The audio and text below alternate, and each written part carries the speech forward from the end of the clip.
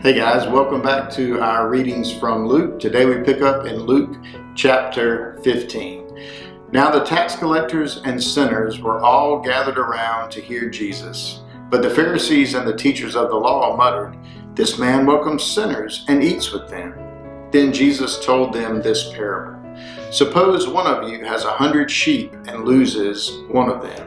Doesn't he leave the 99 in the open country and go after the lost sheep until he finds it? And when he finds it, he joyfully puts it on his shoulders and goes home. Then he calls his friends and neighbors together and says, "Rejoice with me, I have found my lost sheep." I tell you that in the same way there will be more rejoicing in heaven over one sinner who repents than over 99 righteous persons who do not need to repent. Or suppose a woman has 10 silver coins and loses one.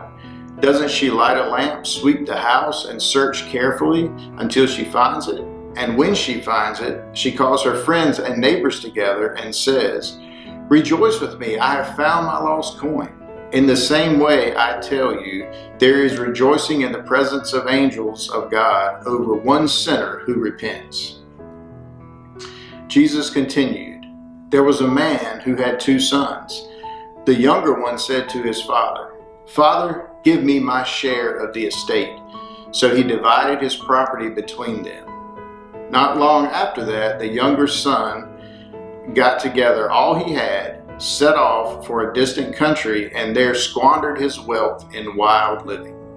After he had spent everything, there was a severe famine in the whole country, and he began to be in need.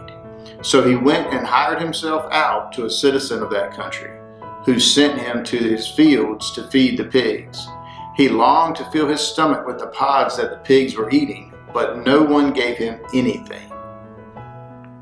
When he came to his senses, he said, 'How many of my father's hired servants have food to spare, and here I am starving to death? I will set out and go back to my father and say to him, Father, I have sinned against heaven and against you. I am no longer worthy to be called your son. Make me like one of your hired servants.' So he got up and went to his father. But while he was still a long way off, his father saw him and was filled with compassion for him. He ran to his son, threw his arms around him, and kissed him. The son said to him, 'Father, I have sinned against heaven and against you. I am no longer worthy to be called your son.'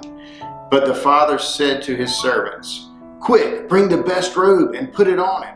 Put a ring on his finger and sandals on his feet. Bring the fattened calf and kill it. Let's have a feast and celebrate. For this son of mine was dead and is alive again. He was lost, but now he is found.' So they began to celebrate. Meanwhile, the older son was in the field. When he came near the house, he heard music and dancing. So he called one of the servants and asked him what was going on. 'Your brother has come,' he replied, 'and your father has killed the fatted calf because he has him back safe and sound.' The older brother became angry and refused to go in. So his father went out to plead with him. But he answered his father, 'Look, all these years I've been slaving for you and never disobeyed your orders. Yet you never gave me even a young goat so I could celebrate with my friends. But when this son of yours, who has squandered your property with prostitutes, comes home, you kill the fattened calf for him.' 'My son,' the father said, 'you are always with me, and everything I have is yours. But we had to celebrate and be glad because this brother of yours who was dead is alive again, and he was lost, but now he is found.'" Thanks guys for checking in with us today. See you on the next one.